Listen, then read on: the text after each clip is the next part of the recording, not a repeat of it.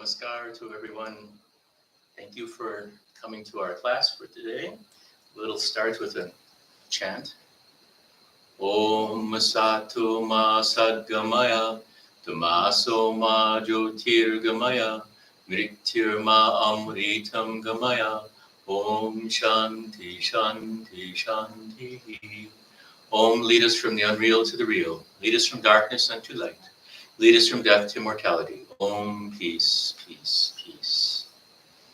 Again, thanks to everyone for coming. This is our third class on the Ashtavakra Gita. And we are really thrilled to be able to do this series for you. We have some very exciting classes coming up at the Las Vegas Center here. This is the Las Vegas Vedanta Center. We're a part of the Southern Vedanta Centers of Southern California. Under Swami Vivekananda as the head of this region. So we're very thankful to Swamiji Maharaj to give us such support and kindness to encourage us to do these classes for the groups. So my name is Jeff. I'm the resident. I was told to say this. I never say this before. I'm a resident here at Las Vegas Center. And I'm very, very honored to be here and to be serving in this way. I feel it's a great honor to just be talking about these subjects with great devotees that we have here live, as well as all on YouTube. And we record these also, so all of our classes are on our channel. So if you would like to watch more of this, or repeat these, or see other classes by other people, we have different swamis that come in our library. So please watch our Las Vegas Vedanta Center channel and enjoy the different swamis classes. So I thought we'd start this class today. This is going to be kind of a shorter, abbreviated version in some ways on some parts, and we'll focus on others. But I thought I would go through what Sri Ramakrishna described as the spiritual path. And he kind of likened it to going into a forest. And at first, when you're going into the forest, all of a sudden you see these sandalwood trees, which are, of course, in India, very expensive, and these are very costly. And, the great joy of finding this expensive treasure. And he said, go further, go further. And they go further, and they start to see these silver mines. And, of course, they're overjoyed with all the silver and the riches of the silver. And they said, go further, go further. And you go further, and they find gold everywhere, gold mines. And they're beyond themselves. They can't even contain their elation. And they said, of course, go further, go further. And they finally did into the center of the forest and found the diamonds of great price, the ultimate prize, and were just overcome with joy. So this is the idea of the spiritual path that is described by Sri Ramakrishna and many great masters.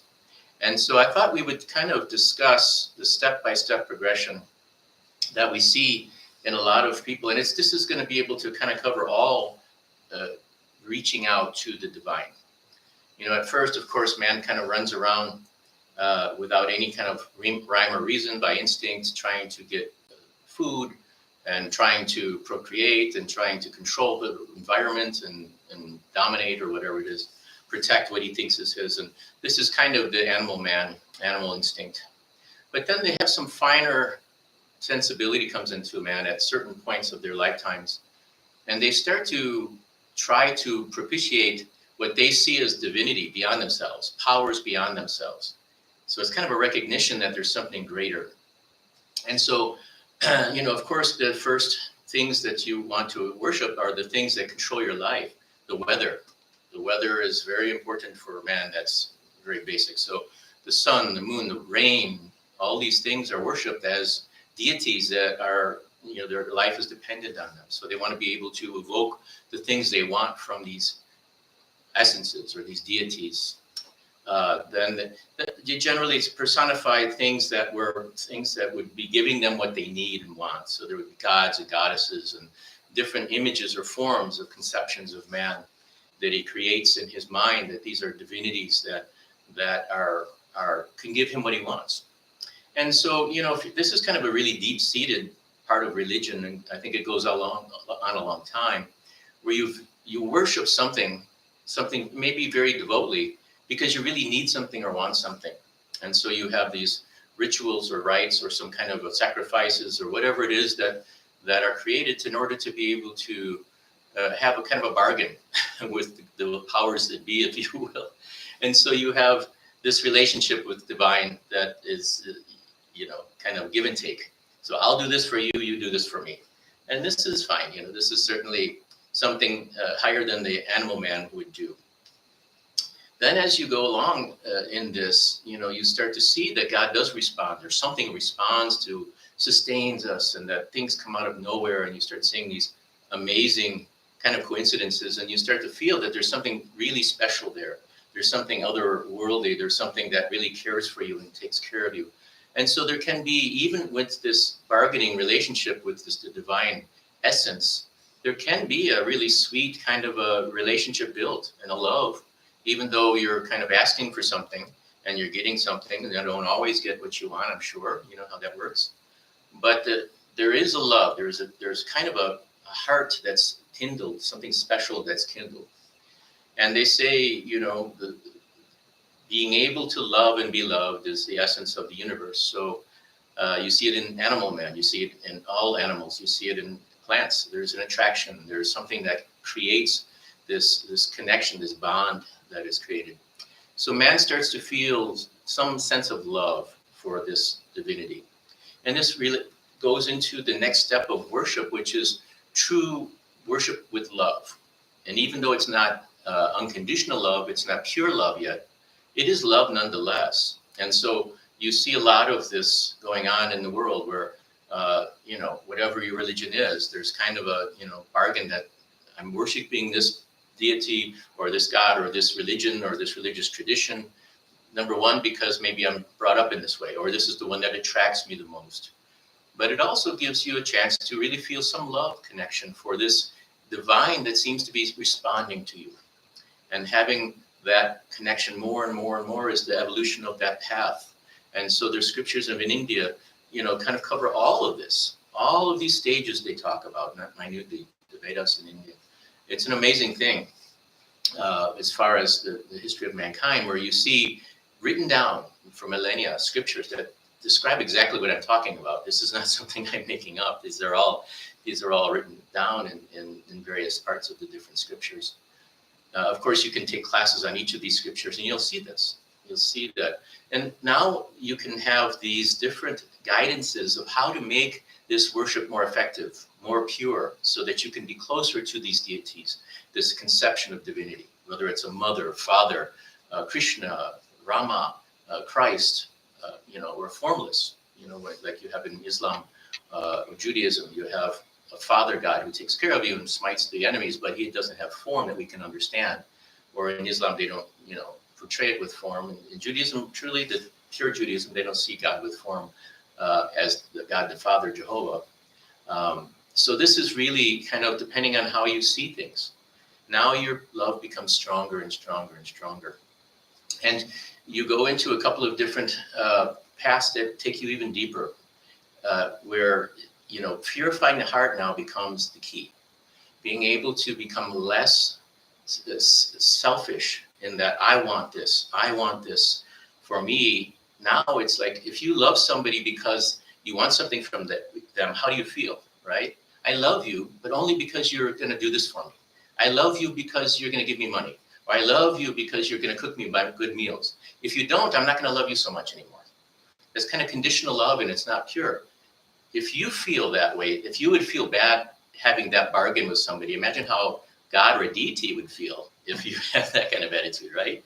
It's not really making a connection to that deity strongly. So the ideal is unconditional love. I love you no matter what. And I trust that I'm going to get what I need. But, and you learn that there's subtle laws that the more you give unconditionally, the more in unknown ways you get everything you need and more. The more pure you are, and sometimes you're tested in this, but the more pure you're giving, the more pure your heart is, the more pure lack of motive there, the closer you draw. And even if in marriages or love relationships, if you have just pure love where you know that they don't want anything from you, but they love you just the same, isn't it the most wonderful feeling that they just love you. They don't expect anything from you. They don't want anything from you. There's, I think, people that have lots of funds, lots of finances, they have problems, right? People always want something from them with a friendship. So it's not really pure. And so how did they feel? They don't feel like they want to be around those people. But somebody who's truly, purely loving, there's no problem there. They would let them in as close as they can be with that person. Well, the divinity is kind of like that. So the more purified the heart is, more purified the soul is, the most unconditional and loving, pure, then this spiritual evolution is quickened in this dualistic kind of, I am here and you are there. You're my God, you're divinity. I am separate and you're my creator, perhaps, if you feel that is the relationship.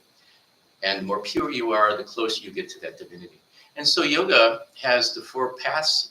Swami Vivekananda outlined them, but they've been there for millennia. The 4 yogas. You have karma yoga. Karma yoga is a wonderful path for those who cannot really be still, cannot really focus their mind, but it's a wonderful way to purify the heart by doing things unconditionally, by practicing, by going into that ideal of, I'm going to do this without motive. I'm going to do this without expectation. I'm going to do this just because it's the giving out the energy purely is the best thing I can do. Whether it's for love, or if it's just to use the laws of creation to be able to bring back everything you need and more. Just giving out unconditionally, of course, then of course the return is there. So karma yoga is a very beautiful path. And it's just simply working disinterestedly, without selfish motive. The more pure you can do that, purely you can do that, the more you find that all of a sudden you're internal. You're not looking at these relationships as normal. And this is a beautiful path, and it can take you all the way to the end, according to the scriptures and according to Sri Krishna. You can find God in all of these paths, all of these devotions. Look at Mother Teresa, who worked tirelessly for the poor. There's great examples in all religions of amazing selfless work and giving their whole body for the cause of humanity, for the poor, for people who are suffering, for people in need. This is a beautiful, beautiful path, karma yoga. Then there's bhakti yoga. And this is kind of in combination there. As I said, this is the science of purifying the heart in relationship to that God devotee or God creation relationship. So whatever conception we have of the divine, whether it's Divine Mother or Christ or Krishna or Rama, any conception that's dear to your heart, being able to love that being, that essence, unconditionally, without motive. It's kind of karma yoga taken into an internal loving way, because you're working with that same disinterest. You're loving it without any expectation, any demands. This is the pure karma yoga, and it's beautiful, and it's purifying into the heart.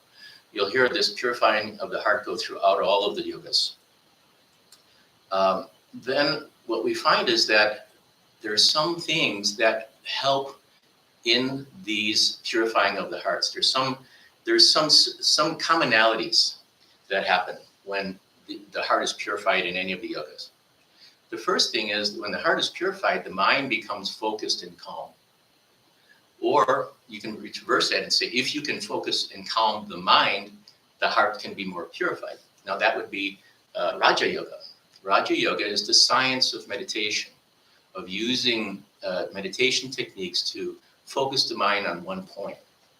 And this is, of course, very popular now in the West. It came to the West from a series of great saints. Swami Vivekananda came very early. Paramahansa Yogananda came very early. And now, of course, there's been many, many, many teachers that teach some form of meditation, some form of yoga, hatha yoga, meditation, pure meditation, pranayama, breath control.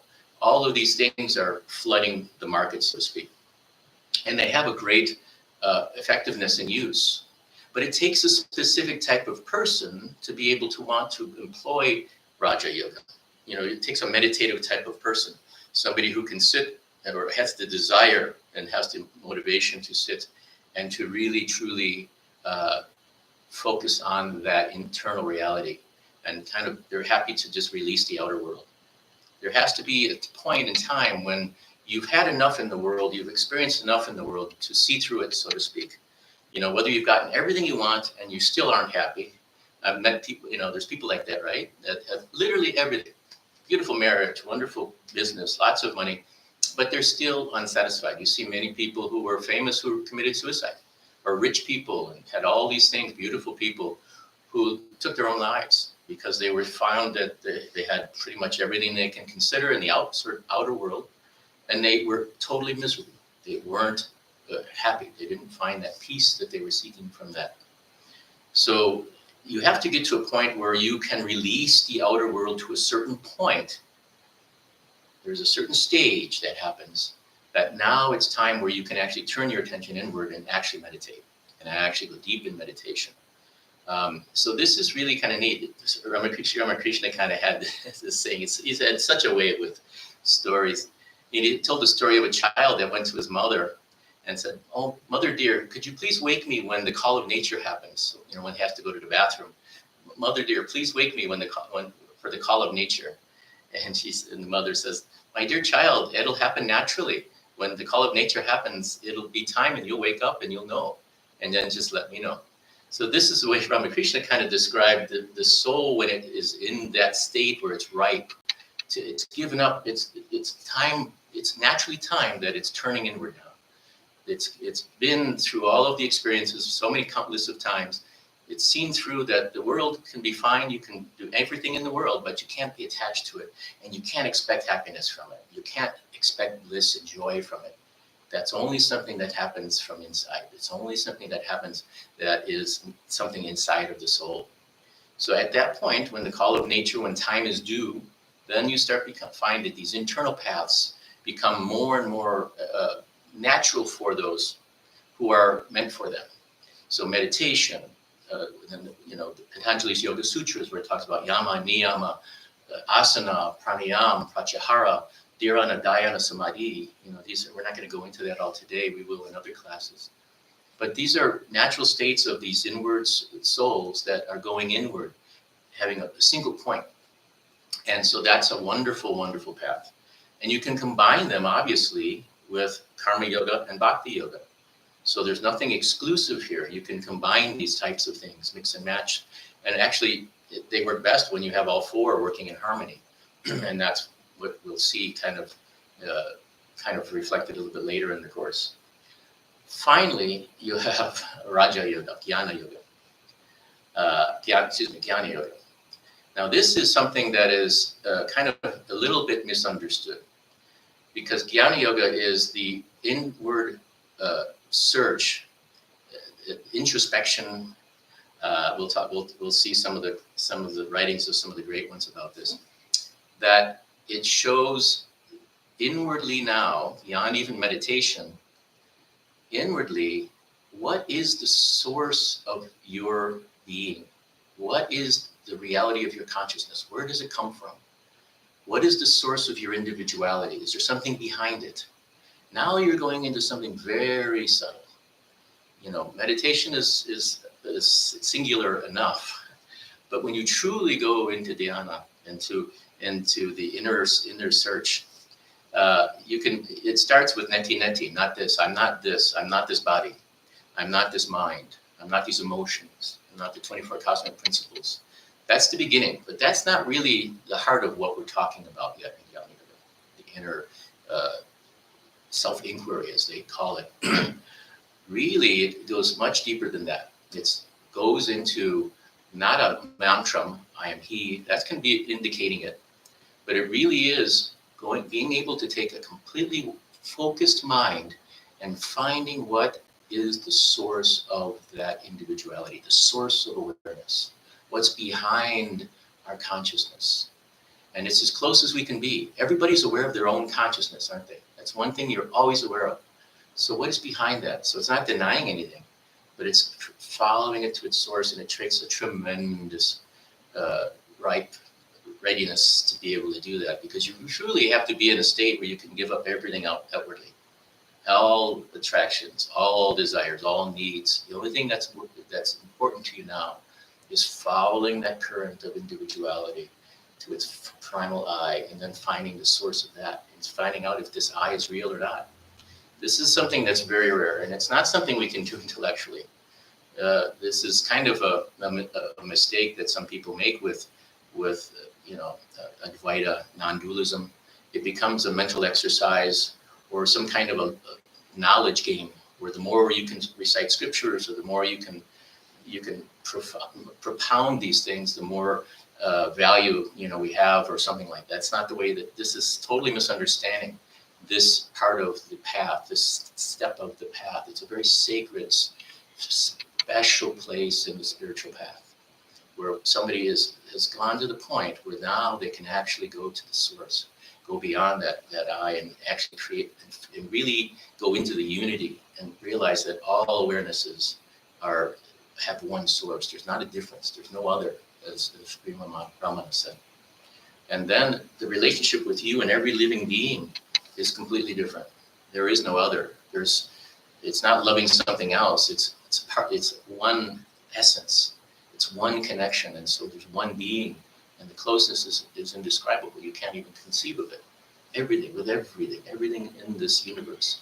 So these are the real steps of the four yogas.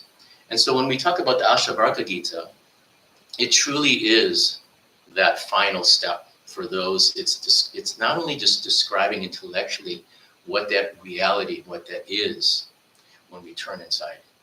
It is allowing you to experience that reality. And so we won't go too much further into that, but I just thought we'd take this time to go through the four yogas, because whichever one attracts you most, it's totally appropriate to dive deeply into that. If karma yoga is really something that speaks to you, and you really want to do good for the world in a disinterested way, it's an amazing thing to do. Very, very profound. If you feel the love, the divine love with the Ishta, some form of the divine that really is in your heart, and that's all you want to do is night and day think of that and become close to that being, to that essence, to that divinity, to that part of you, you eventually merge with that, as Sri Krishna showed. So this is Bhakti Yoga. It's beautiful. If you're a meditative soul and you truly can meditate, and it's not just a matter of kind of trying to project things or visualize things or anything, but truly can still the mind to one point and go deeply within the pratyahara, where you're turning off all the senses in the body and you're finding that spark of consciousness, awareness inside. That is amazingly profound. And of course, Jnana Yoga, if you really are at that point where you start to see what you are not, and now just start focusing on what is. Find that I and go beyond that I. This is something very, very profound. So I thought I would read, knowing all of those four things. It gets very interesting, because as you go deeper into the forest, you're wanting to stop because you found something very important and something very profound for yourself. And in some cases, you actually have to go beyond that. And there's one point that's really hard to go beyond. And we'll see what some of these divine beings have said. So I'll just read a couple of things, and then we'll go into the Ashtavakra Gita. We'll do a little bit on dream interpretation, and then we'll start probably next week actually interpreting dreams for people. Actually, not next week. It'll be the next class. But we'll actually start interpreting dreams, and I'll explain to you what that means and why we would do something like that in this kind of a class. This is from Bhagavan Sri Ramakrishna, and he said, the state of breathlessness is called kumbhaka.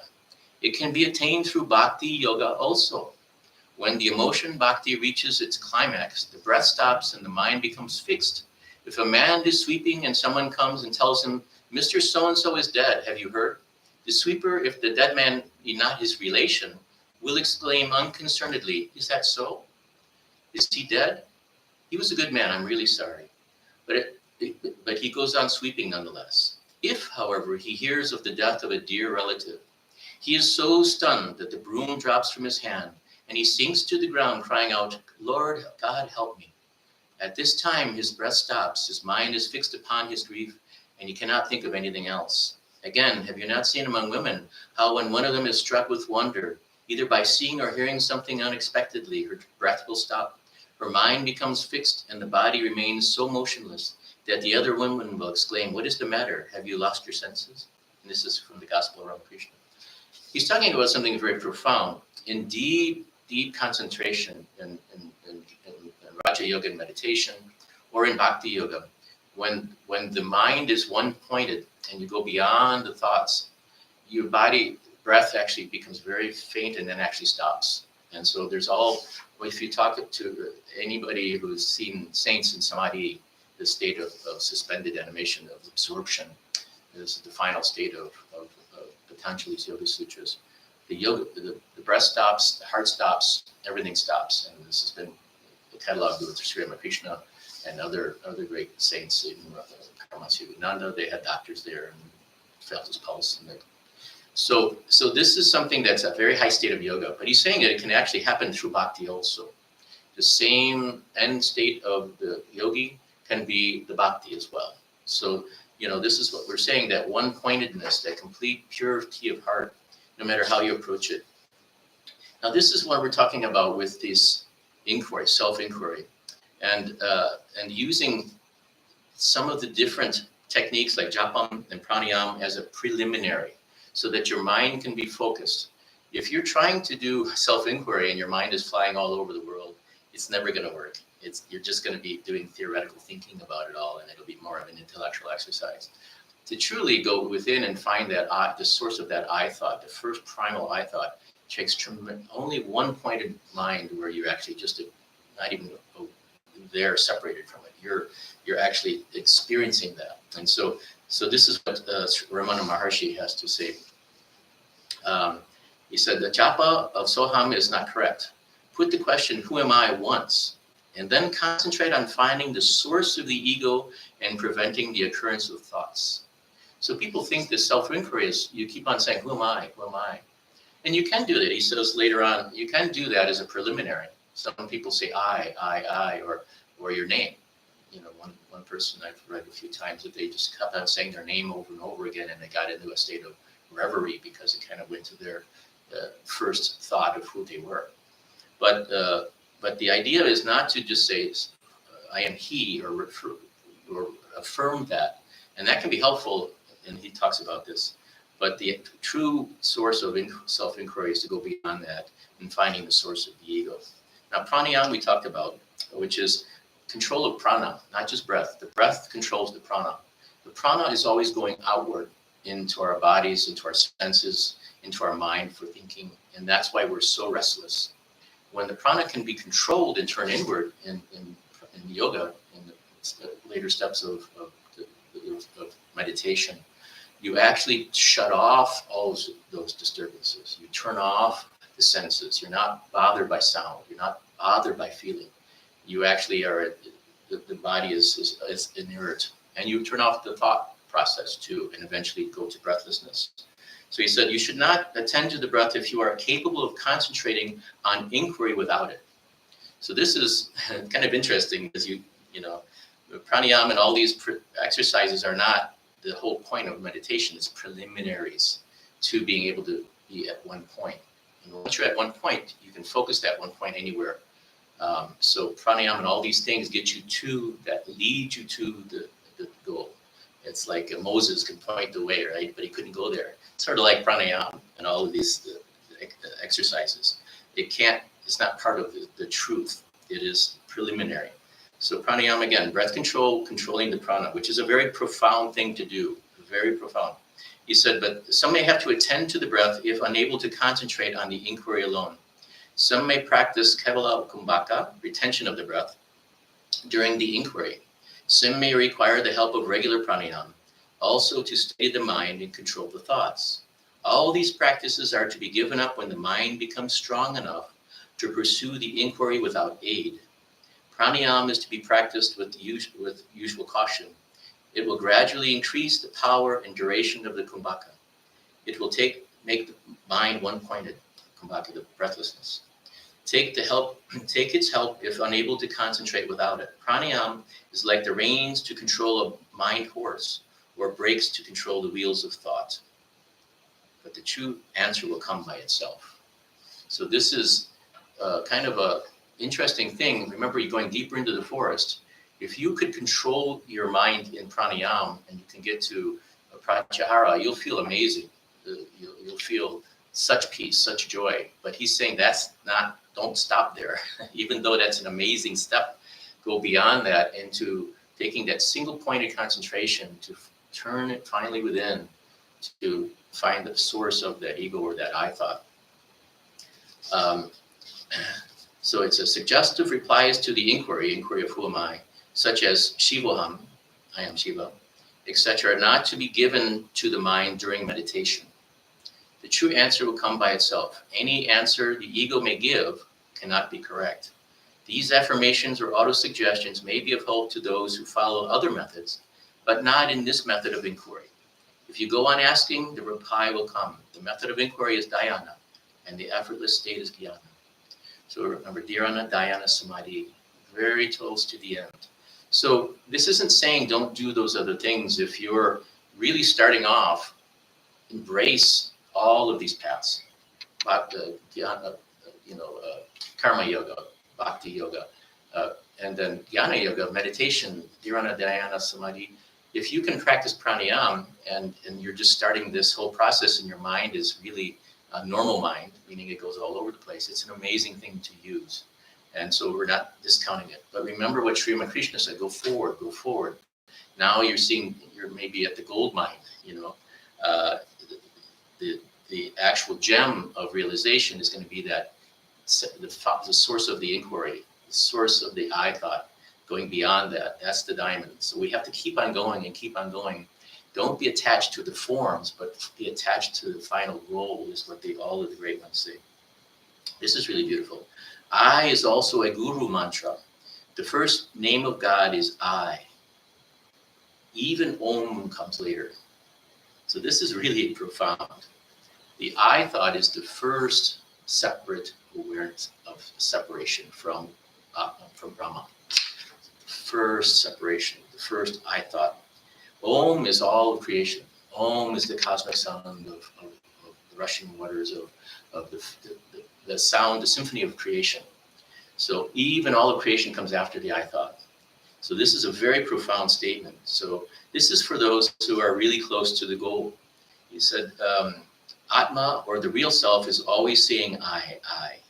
There is no mantra without the person, the aham, who does the japa.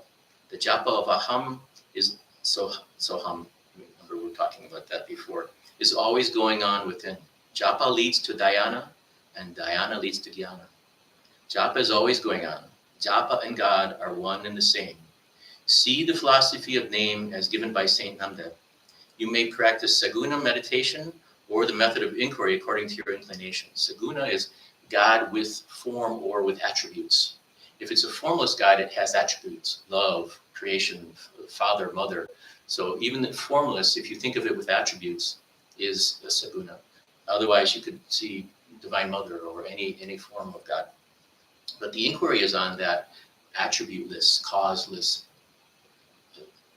initiating substratum. I shouldn't say initiating. It means nothing there. There's nothing to initiate. There's nothing that's been initiated. But the substratum of everything that's always been. So this is nirguna. Only the method will appeal to a person that is most suitable to him. And again, they say this over and over again. Sri Ramakrishna says the exact same thing. Don't feel inclined to do something just because you feel it is very deep or profound if it's not suitable to you. It may do harm. If you're really going into this kind of this formless source of your I, it may do harm if you're not really ready for that type of thing. And if it's not feeling natural, if you're not drawn to it, really rethink about going back to a more beautiful, simple, devotional form of meditation. Sri Ramakrishna always said that, bhakti yoga is for the age. He thought it's easy. It's an easy path, he said. Let's just put it that way. We won't say what age it is. There's always some different opinions on that. But it's an easy path. Bhakti is an easy path. They really, non-dualism was never taught to anybody who hadn't renounced the world, who hadn't given up absolutely everything, with all attachments to everything, even their body, their lives itself, before they were prepared and declared suitable to be able to learn non-dualism, or this inquiry as they call it. So he said, you may continue all activities without losing hold of the knowledge of who you are. You may continue all activities as prompted by the inner controller. They will go on even without your efforts. What you are destined to do, you cannot avoid. They will always come your way of their own accord. This is really beautiful. It's that total surrender. So now this is something that I thought that would be kind of interesting, because we'll go into the Ashtavakra Gita here soon. This is from Annamali Swami. This is a disciple of Ramana Maharshi, and a very, very amazing. So I've met some people who met him and known him. I was honored to be able to talk to some people that actually knew him and spent time with him. And this is, somebody asked, the idea of progress, the spiritual ego. How am I to know if I'm making any progress in my meditation? If anybody asked, I know, sometimes I used to wonder that myself, and, am I doing any good here? Is this actually working? This is what Annamali Swami's answer was. He said, those who meditate a lot often develop a subtle form of ego. They become pleased with the idea that they are making some progress. They become pleased with the states of peace and bliss that they enjoy. They become pleased that they have learned to exercise some control over their wayward minds. Or they may derive some satisfaction from the fact that they have found a good guru or a good method of meditation. This is really blockbuster stuff, if you really think about it, what he's talking about here. How subtle the ego gets, where we're proud of even our spiritual lineage or our path, or, our guru is better than your guru, or that my path's better than your path, all that kind of nonsense. All these feelings are ego feelings. When ego feelings are present, awareness of the self is absent. The thought, I am meditating, is an ego thought. If real meditation is taking place, this thought cannot arise. Don't worry about whether you are making progress or not. Just keep your attention on the self 24 hours a day. Meditation is not something that should be done in a particular position or at a particular time. It is an awareness and an attitude that must persist throughout the day. To be effective, meditation must be continuous. If you want to water a field and dig a channel into the field and send water continuously along it for any lengthy period of time, if you send water for only 10 seconds and then stop, the water sinks into the ground even before it reaches the field. You will not be able to reach the self and stay there without a prolonged, continuous effort. Each time you give up trying or get distracted, some of your previous effort goes to waste. Continuous inhalation and exhalation are necessary for the continuance of life. Continuous meditation is necessary for all those who want to stay in the self. So even when those, and this is something very, very beyond, to even think about, but in a very profound state of meditation, you're absorbed in amazing ecstasy and bliss. And but it's still a dualistic situation. You are experiencing bliss. You are absorbed in joy. You are, you have no other desires. You don't want anything else. You just want to stay in that bliss forever and forever. It's always stated that that's actually one of the final blockages. It's one of the final things. It's probably the gold mine, right? And you have to even be going beyond that. So even in the state of meditation, there's a lot of teachings on going beyond that and being in the self 24 hours a day. So not having a separate time for meditation and a separate time for not having meditation, but knowing that the true experience of the self is continuous and continual. Sleeping, waking, whatever state of consciousness, it's the same one being that's kind of flowing. So these are the states of the different parts of the yoga, the different 4 yogas. And so I just thought we kind of go through them a little bit on this part of the class, because we don't want to just focus on non-dualism in case it's something that isn't really speaking to you, so that we're going to be talking about Ashtavakra Gita, which is very profound. But we also want to be able to kind of see that there's so many other aspects to this that could be useful and could be helpful. So I thought that would be important.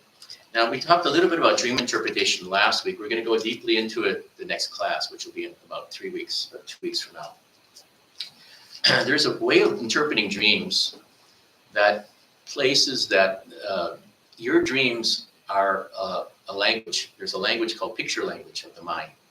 And having a dream can be a couple of different types of dreams. You can have a superconscious dream, where you're kind of transported into the world of superconscious reality, maybe having experiences with one of your divine teacher or God itself, or even the self. These are a little bit different types of dreams. And then you have dreams that are more just stories. And a lot of times they don't seem to make any sense at all. And the same thing in our world, it's kind of a dream within a dream, as they say, our dreams. So this world is a dream. So there's a way of interpreting dreams that internalizes everything in the dream. And therefore, it teaches us to start internalizing everything in our life, in our world. And so when you have a dream, what I would suggest you do is write it down. Have a piece of paper right there in the bed next to you, or on the table next to you or something. When you wake up right away, write the whole dream down, because you'll forget it otherwise. And if you have the paper there in the morning, you kind of prompt your mind to say, okay, I'm going to remember my dream. Now, dreamless sleep is beautiful. It's very deep. So we don't want to say that you have to dream.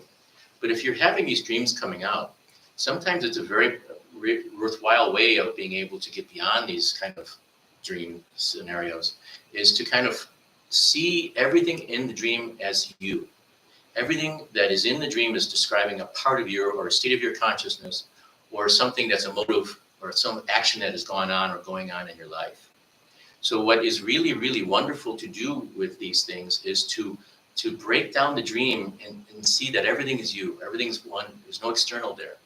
So as I said last week, you have to start to see the language of mind, which is pictures, and what is being presented to you. And usually it's objectively showing you what is going on in your life. We subjectively kind of judge everything, right? We have our likes and our dislikes and things that we want to have happen, and we judge this is going on because of this. But a lot of times our dreams are giving us a very objective point of view of what's happening, and it gives us some insight into how to go beyond all of this stuff.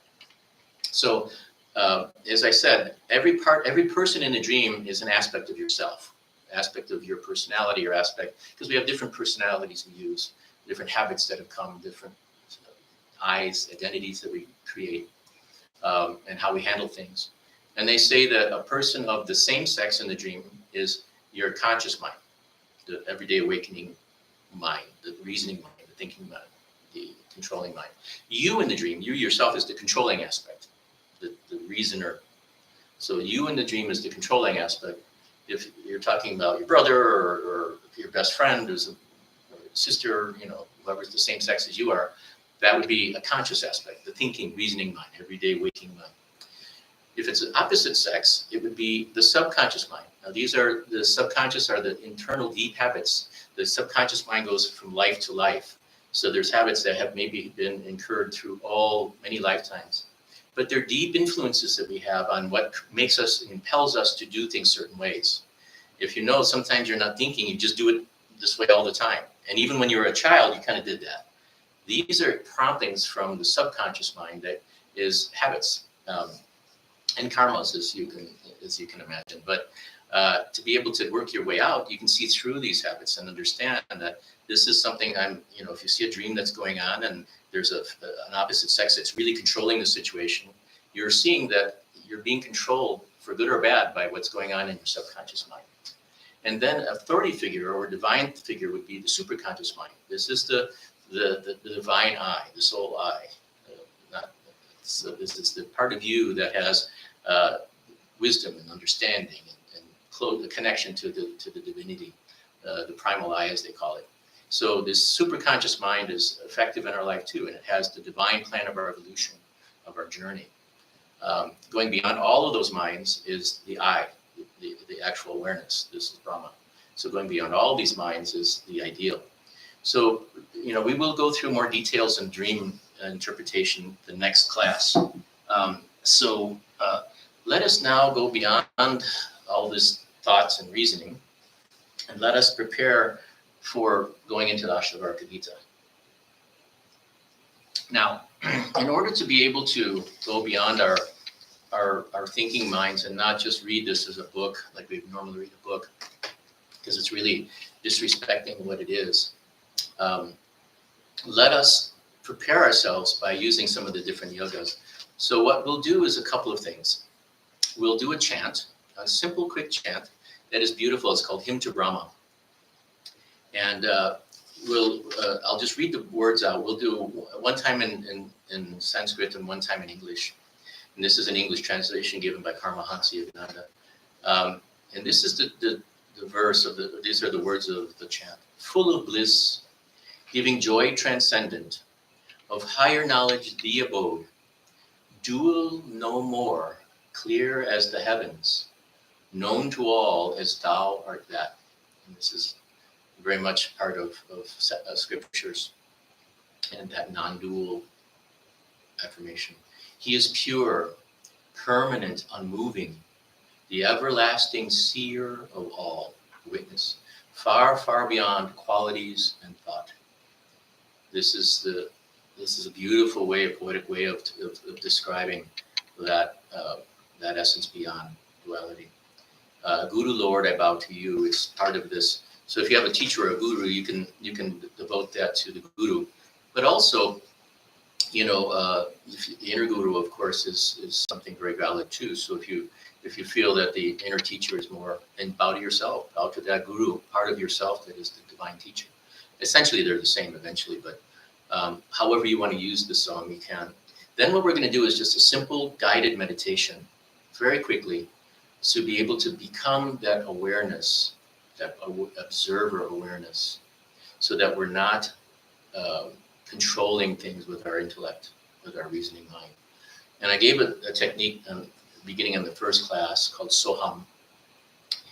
And what you can do is, after we chant, we're going to take a little bit of time to do a guided meditation to take us beyond the body, beyond the feelings, beyond the mind, and into that observer awareness, that pure observer, just the witness of all.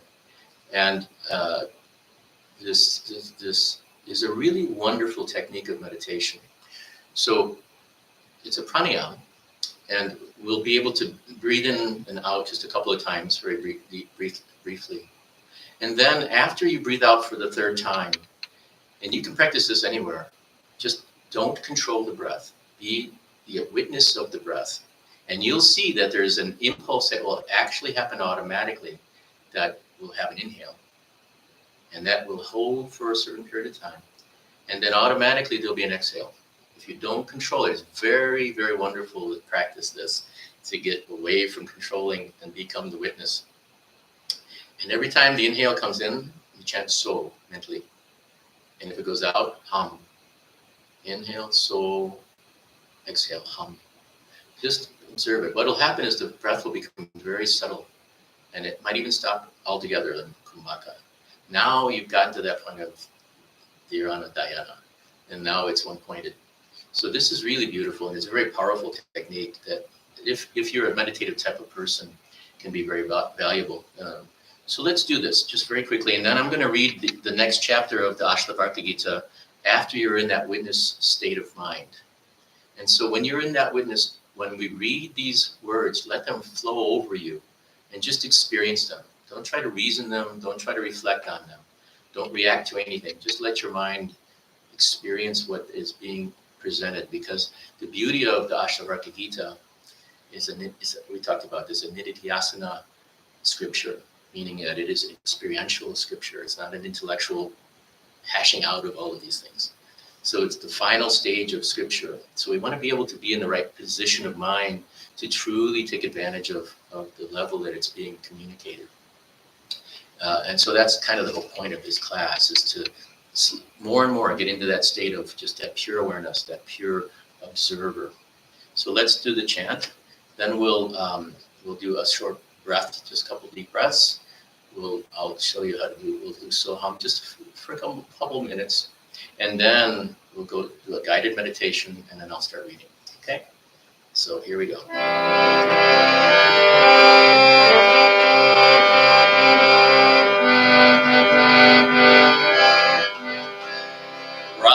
Ramanandam Paramashukram Kevalam Jnanamurtim Dvandvatitam Tadana Sadrisham Tatvamasya Dilachyam Ekam Nityam achalam sarvadi sashibhutam bhavatitam triguణarahitam sadgurum namami sadgurum namami full of bliss giving joy transcendent of higher knowledge, the abode dwell no more, clear as the heavens, known to all as thou art, that he is pure, permanent, unmoving, the everlasting seer of all, far, far beyond qualities and thought. Guru Lord, I bow to thee. Guru Lord, I bow to thee. Okay, now what I'd like you to do is just to sit in a straight posture, either if you're sitting cross-legged or on a chair or on a bed, just sit with the spine straight. And let's take in 3 deep breaths, inhaling and exhaling.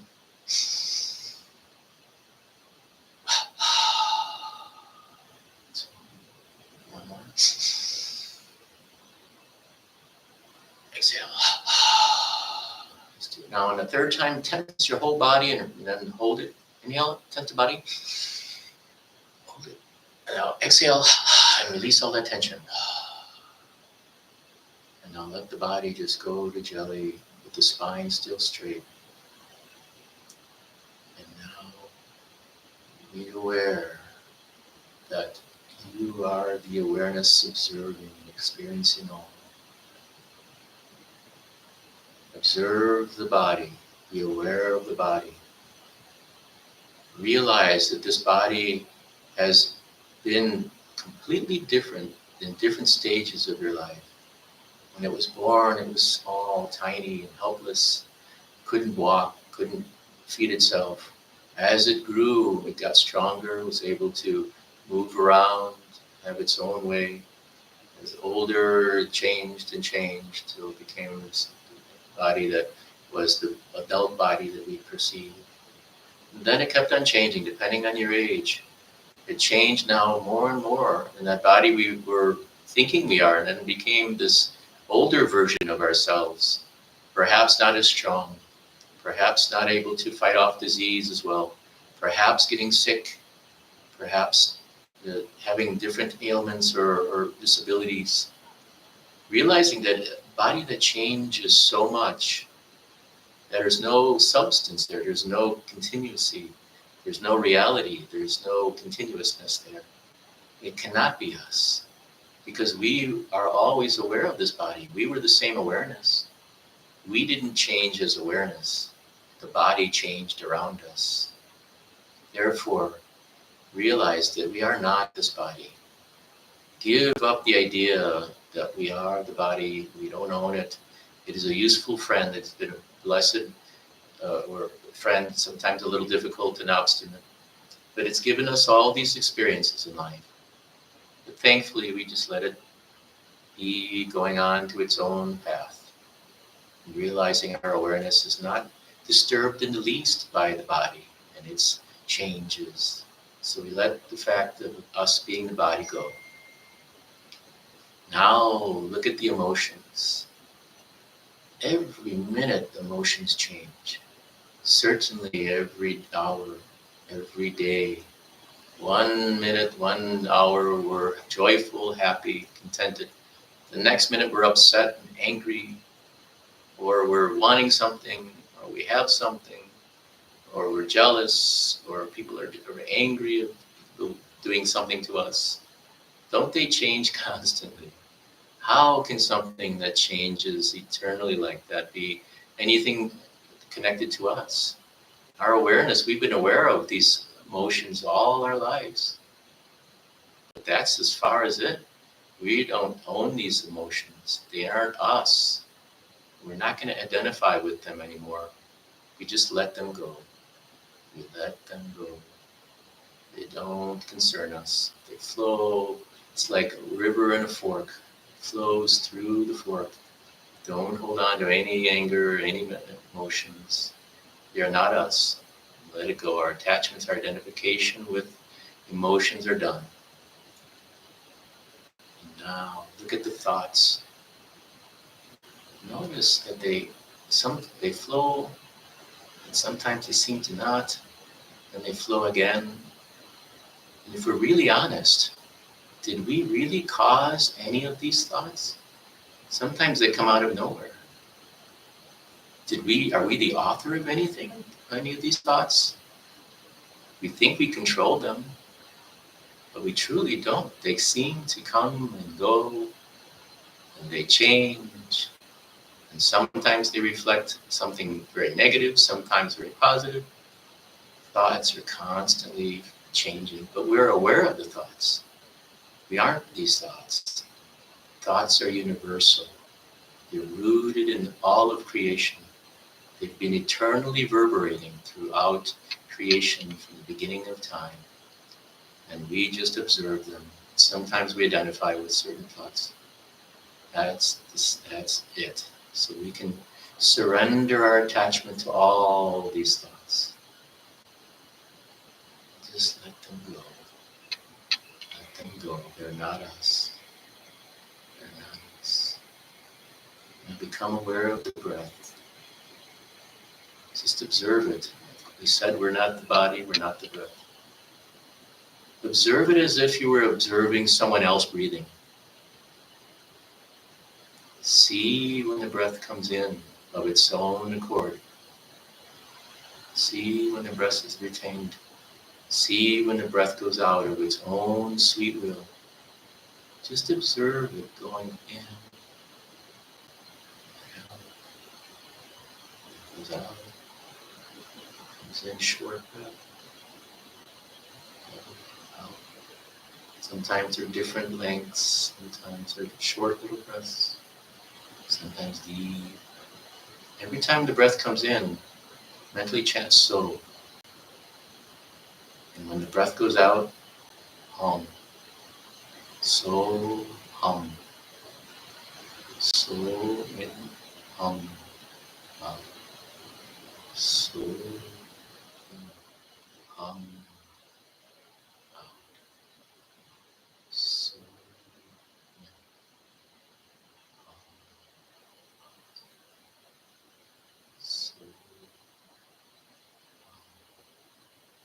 So you are the witness of the breath. You are the witness of creation. You are that eternity, unmoved, without beginning, without end, without time, without causation, untouched by anything. Any vibration doesn't touch you. You are that awareness. You are that presence. And in that space of observing, now let us listen to the words emanating from the ether, from the deepest recesses of your consciousness. Hear these words reverberating from the inner depth of being, of your own inner being. See these words coming into your awareness, and just be with them. Be the observer of these words, and take them deeply inside. You know the self, by nature one, without end. You know the self, and you are serene. How can you still desire riches?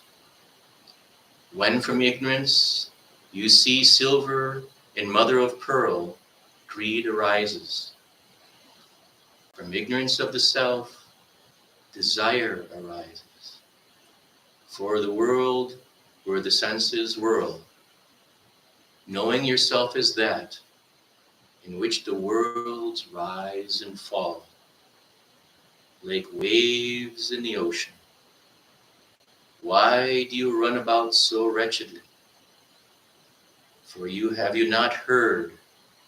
You are pure awareness, and your beauty is infinite. So why let lust mislead you? The man who is wise knows himself in all things, and all things in himself. Yet how strange! He still says, "This is mine." Determined to be free, he abides in the oneness, beyond all things. Yet how strange! Indulging in passion, he weakens, and lust overwhelms him. Feeble with age, still he is filled with desire.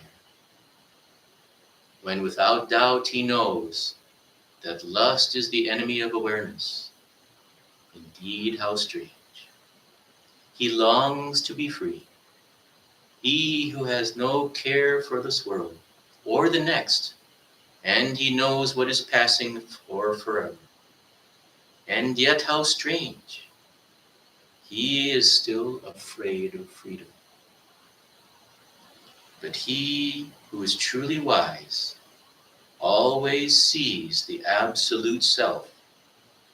Celebrated, he is not delighted. Spurned, he is not angry. Pure of heart, he watches his own actions as if they were another's. How can praise or blame disturb him? With clear and steady insight, he sees this world as a mirage, and he no longer wonders about it. How can he fear the approach of death? Pure of heart, he desires nothing, even in despair. He is content in the knowledge of the self. With whom may I compare him? With clear and steady insight, he knows that whatever he sees is by its very nature nothing. How can he prefer one thing to another? He is beyond all duality, free from desire. He has driven from his mind all longing for the world. Come what may, joy or sorrow, nothing moves him.